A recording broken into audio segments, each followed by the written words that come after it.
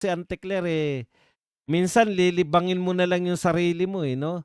Ah, Sabi po ni Auntie Claire, para po ipakita na nagtatrabaho ang pamahalaan. Eto po yun, nagtatrabaho man o hindi, epektibo ba yung pagtatrabaho, 'di ba?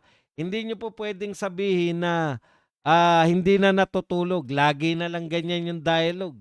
Si BBM hindi na natutulog, tuwing merong mga problema hindi na natutulog. Baka ibahin niyo naman style niyo, 'di ba? Ano kaya, matulog naman kayo. Pa Kasi lagi kayong hindi natutulog, putya baka kaya wala nangyayari sa'tin, eh. Hindi po ibig sabihin na kayo ay pagod na pagod. Hindi po ibig sabihin na kayo po ay kinakailangan po epektibo rin yung pagtugon. Hindi po ibig sabihin na absuelto na kayo. Alam niyo, mga kapatid, nasanay na 'tong gobyerno na tinotokis lang tayo, eh. Ang laki ng problema natin ng flood control. Tinokis lang tayo. Maganda kayo, mahiya naman kayo, maganda kayo, hindi kayo, magpapasko ng utang hindi kayo, ah, maraming magpapasko sa bilangguan, hindi magiging masaya Pasko niyo. Panay tokis, wala naman po talaga kayong ginagawa, mga kapatid. Wala naman ginagawa talaga wala pong nalutas ni isa. Lahat ng naging suliranin natin, hindi po nalulutas. Natatabunan na lang ng iba pang suliranin. Wala naman kayong nalutas sa flood control, eh. 'Di ba? Napanagot niyo na ba? Alam niyo kilala na ng mga tao ang mga mastermind sa flood control. Ang tanong, napanagot niyo ba? Ngayon eto na naman, bago na naman. Lagi nilang sinasabi, akala nila 'pag nakatokis ka na, okey na yun. Sinasabi nila wala tayong kontrol sa lintik na, presyo ng langis.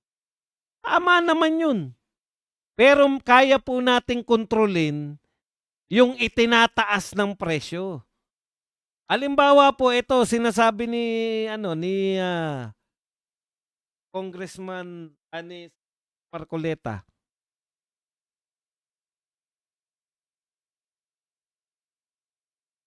Teka lang, hanapin ko lang, nadala ko yung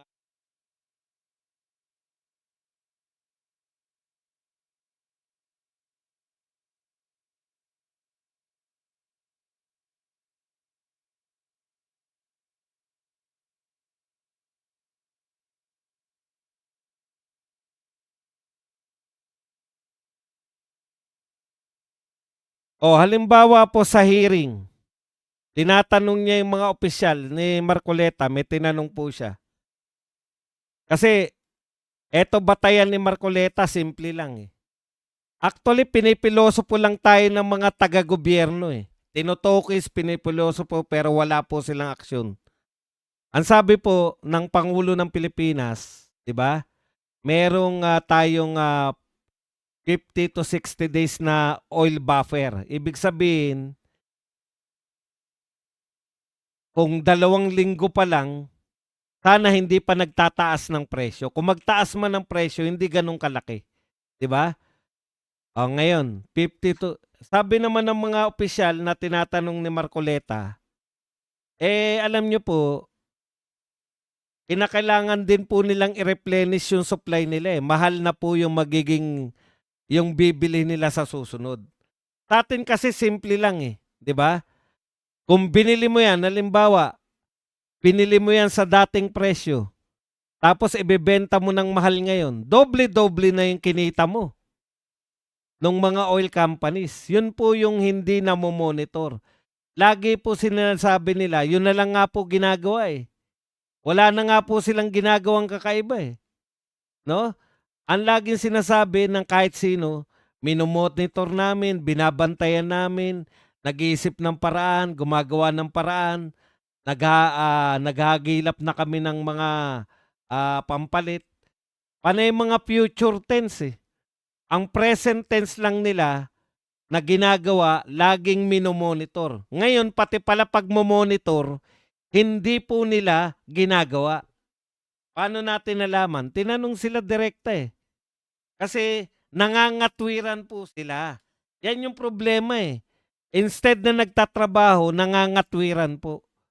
Sabi nila, hindi naman po pwede na ubusin yung ano, di ba? Ang sabi nila, hindi po pwedeng ubusin yung langis nito bago tayo bumili. Dapat nire-replenish. Mahal na po yung bili nila eh.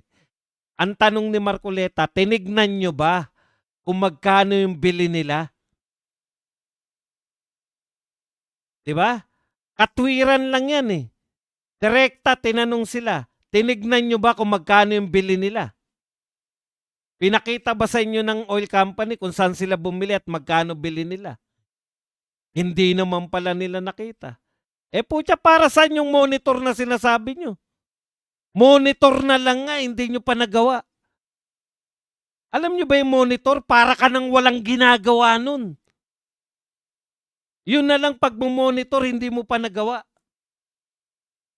Kaya napilitan na, nag-walk out na yung mama eh. Kabuisit. Simple lang yung punto ni Marcoleta. Kung binili niya yan ng mas mura, wag niyong itaas ng mataas na mataas. Saan ka nakakita? Ano po anong ginagawa ng gobyerno? Minomonitor namin. Puta, monitor na nga, hindi mo pa tinignan. Magkano ba presyo? Saan kayo bumili? Bakit ang taas ng presyo natin? Hindi po monitor yung ginagawa nyo. Anong uri ng monitor? Yun na lang nga ginagawa, monitor na lang nga. Hindi nyo na nga napipigilan yung pagtaas eh. Hindi na nga sinabing monitor na lang, monitor. Alam nyo ba yung monitor? Tutunganga ka na lang, pumikit ka pa. Ano trabaho mo? Diyan ka lang, tumunganga ka lang dyan. At least may tao dyan, walang papasok na magnanakaw kung sakasakali, di ba? Nariyan ka lang, nakamulat ka lang. Puta, natulog ka pa. Monitor na lang ang ginagawa. Tapos ang kinakatwiran, hindi na nga natutulog si Garin eh. Patulugin nyo na. Kasi po tayo ang pinakamataas yung tinaas eh. Pare-pareho naman tayo, isang crisis lang po pinag-uusapan natin. Alam niyo po kung bakit palpak talaga tong gobyerno na to. Ang ginawa nila nung una, bago tayo pumunta, no, uulit-ulitin ko lang to, itatata ko lang sa utak nyo. Nagbombahan na po yung binomba na po ng US yung Iran. Namatay na po sa bombahan yung mga leader ng Iran. Ilang batch na ng leader yung napatay. Yung Iran po gumanti na sa mga US embassy diyan sa Middle East at saka sa Israel. Ano po ang tugon ng ating gobyerno? Magtipid tayo. Pagkatapos po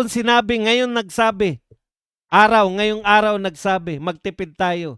Kinagabihan, may party sa Malacanang. Kinabukasan, pumunta, nagdala ng 2 eroplano papunta sa New York. Hindi pinagplanuhan kung ano yung gagawin. Nakalipas na po, tinanggap na po ng OFW natin na wala na tong ligtasan. Nangangatwiran na po yung OFW na hindi na kami aalis dito. Wala namang mangyayari din sa amin sa Pilipinas eh. Wala naman tulong na mangyayari sa amin sa Pilipinas. Yan ang ginawa nila ng mga una. Dapat nagplano na sila. At ang masakit pa nito, sabi pa ni BBM, maglalaan tayo ng pondo kasi tatakbo ako sa United Nations Security Council. Mangangampanya. Yun lang ang magaling si BBM, mangampanya. Naglaan ng pondo para siya ay tumakbo sa Security Council ng United Nations. Kung lahat ng panahon ninyo nagputukan pa lang, bumuo na kayo ng kung ano man yung gustong buuin, yang ano na yan, crisis committee na yan, wala rin pong gagawin yan. Parang ICI lang yan. Bakit pa nagtatayo ba dong? Bakit pa magtatayo ng mga komite kung wala rin namang gagawin? Para magmukha silang may ginagawa. Ayan ang gobyerno natin eh. Panay projection, panay optics, panay palabas. Kaya nangyayari sa atin, panay palabas ng pera, pinakamalaking budget, pinakamalaking utang, pinakamaraming dinambong, pinakamaraming ninakaw. Ngayon sa panahon na to, mga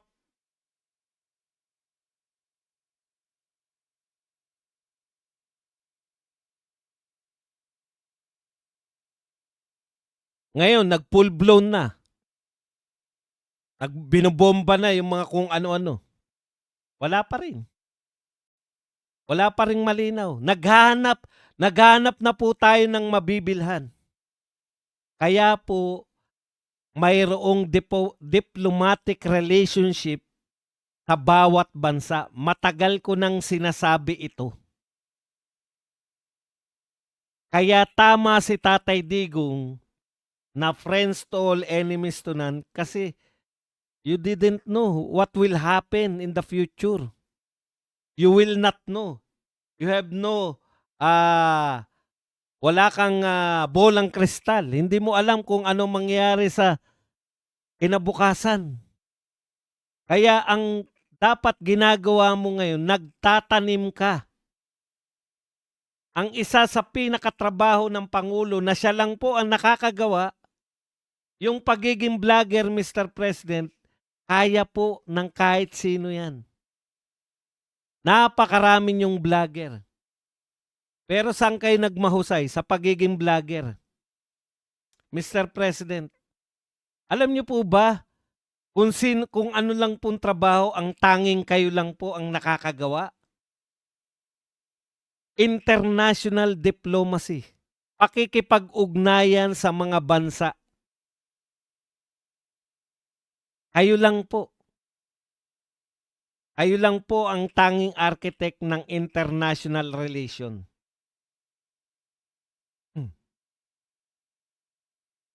Di po ba? Ngayon, parang walang silbi, di ba? Kasi nag-all out kayo. US lang ang kakampi namin. Lahat yan. Akala nyo ang laki-laki, no? Nakita nyo po ba? Sa mga madadaldal na anti-China. Nakita nyo po ba nangyayari? Yan po ang tunay na labanan.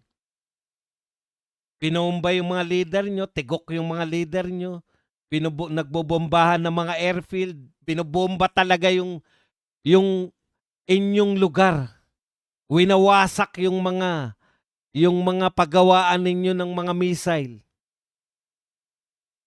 Bilang ganti naman, binobomba naman ng Iran yung Israel, binobomba ng Iran yung binobomba ng Iran yung lahat ng mga barko na nariyan. Yan po ang mga tunay na labanan. Masyado tayong sa mga maaarte, ang aarte ng mga politiko dito sa atin. Masyado tayo nagpadala dyan sa mga lintik na yan, na binomba ng tubig. Ay, kawawa naman kami. Kami na ang sentro ng mundo, inaapi kami. Yung mga binomba na patayan ng mga leader, bumawi lang. Pagtanggol namin, bawi kami. Binomba rin nila. Tayo tubig pa lang, kala mo, kumuha na tayo ng malalaking usap na pinakamuhian na natin. Huwag na tayo makipag-usap dyan sa mga yan. Kalaban na natin yan. Demonyo yung mga yan kasi binomba tayo ng tubig. Ay, yung Iran at US nga gustong mag-usap eh. Nagkapatayan na bawat parte. May namatay sa US, may mga namatay sa Iran, may namatay sa Israel.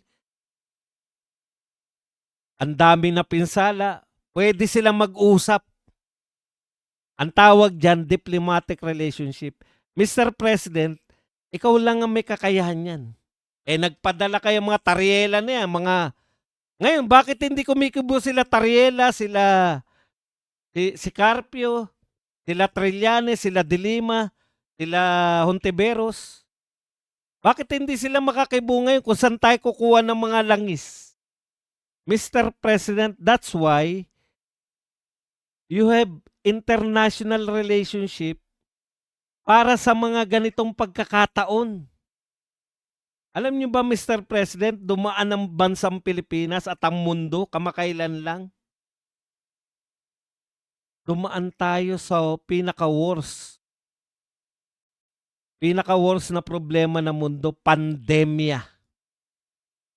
Never nagalit kami sa presidente nung panahon ng pandemya. May mga namamatay, tangkatutak, totoong problema, totoong krisis. Nangangailangan ng bilyong-bilyon. Pero hindi ganito kasakit. Kasi ano lang yung pagkakaiba natin noon, Mr. President? May presidente kami na ang puso niya ay maglingkod. May presidente kami na hindi inuuna ang magparty kaysa magplano. May presidente kami na hindi inuuna ang mamasyal para umatin sa kapabaihan.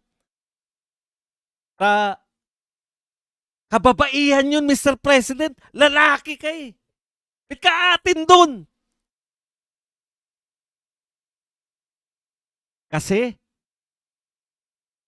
Mr. President, kasi inimbitahan ka? Sabik ka ba sa imbitasyon? Nag-aaksaya tayo ng pera habang wala tayong ginagawa. Hinayaan lang natin tumaas. 97% ang tinaas natin. Ang susunod sa atin, 46% lang ang taas ng presyo ng langis. Bakit tayo biglang tumaas? Tinanong ni Marcoleta yung mga tauhan mo, Mr. President.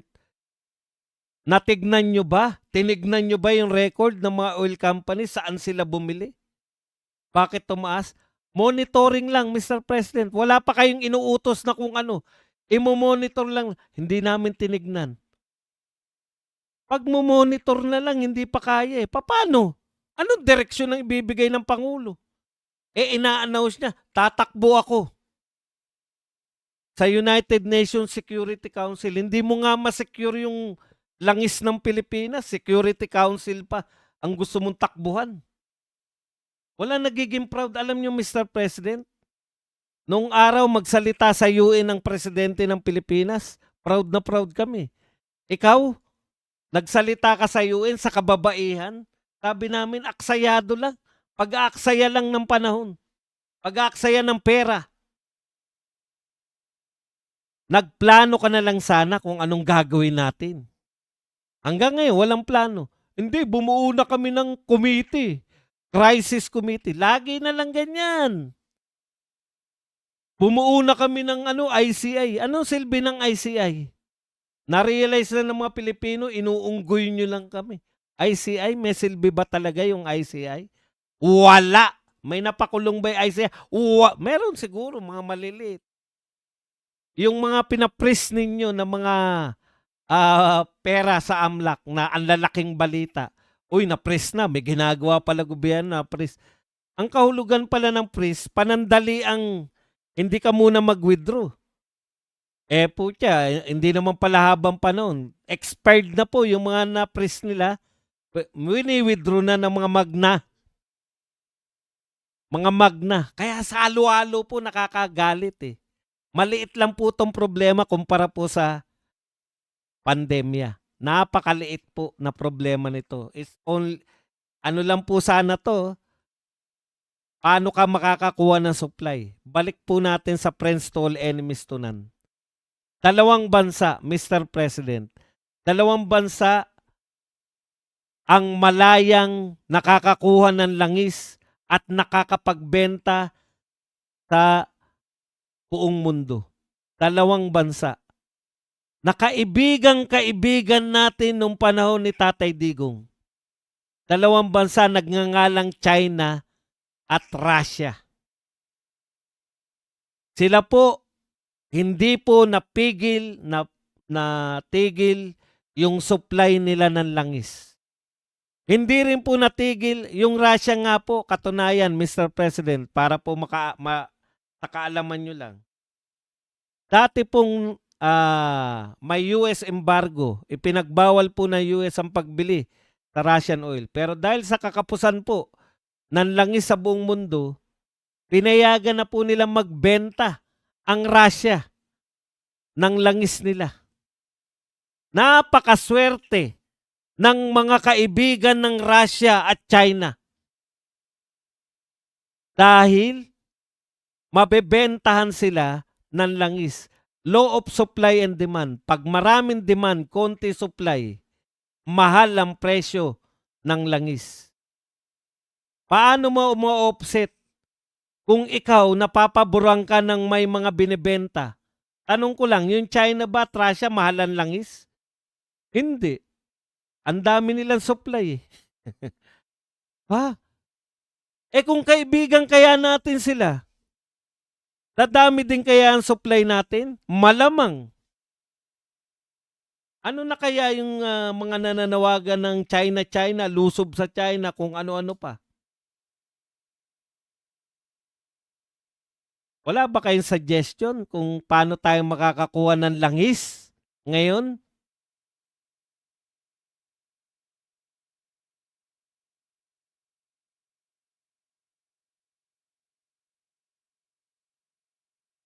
Wala ba kayong solusyon? Carpio? Tariela? Kibo? Meron palang solusyon si Kibo. Pinatitigil niya ang pagharang sa Strait of Hormuz. Antindi, hindi mo mga mapatigil yung pambobomba ng China ng water cannon eh.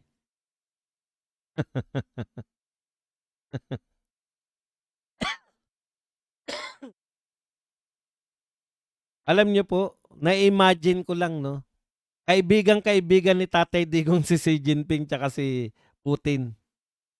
Putya, baka nanatili lang na mura yung ating langis eh. Kasi wala tayong magiging problema sa... At very willing, alam niyo po kung bakit very willing na tulungan tayo na Russia tsaka ng China? Sa totoo lang po, ginagamit tayo ng US, ginagamit lang din naman tayo ng China tsaka Russia eh. Matutuwa po sila kasi ang Pilipinas po ay siya po talaga yung talagang dito sa Southeast Asia yung pinakatuta ng US noong araw pa. Kaya po ganun na lang yung tuwa ni Xi Jinping nung nakipagkaibigan si Tatay Digong eh. Kaya buo sa atin yung suporta, di ba? Yun po yun. Wala po tayong pakialam. Ang utak ni PRRD, it's about time na tayo naman ang manggamit sa mga superpowers.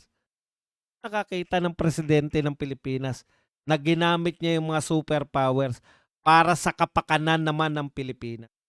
Ang tagal-tagal na natin tuta ng Amerika eh. Ang tagal-tagal na rin nating mahirap. Nung panahon ni Tatay Digong, ginamit niya yung kanyang diplomasya para tulungan tayo ng China, tulungan tayo ng Russia, at saka ng mga kaalyado ng US. Alam nyo ba utos ng US? Uy, buhusan nyo ng tulong yan, yung mga kaalyado kaya dyan.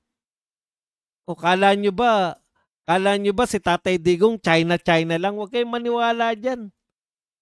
Propaganda lang nila yan. Gumagawa nga sa Davao yung malaking, yung bumutas nung mga, anong tawag doon? Nung tunnel doon eh. Hapon eh. JICA eh. Yang gumagawa ng nating antagal ng panahon na pangarap na magkaroon tayo ng subway. JICA yan. Japan yan. Oh. Ganun po maglaro si Tatay Digong. Kaibigan niya lahat. Kaibigan niya Japan, US, Australia, Canada. Pati Russia at China. Sayang, Mr. President. Yan po yung papel ng diplomatic relationship na nagawa na, itutuloy nyo na lang.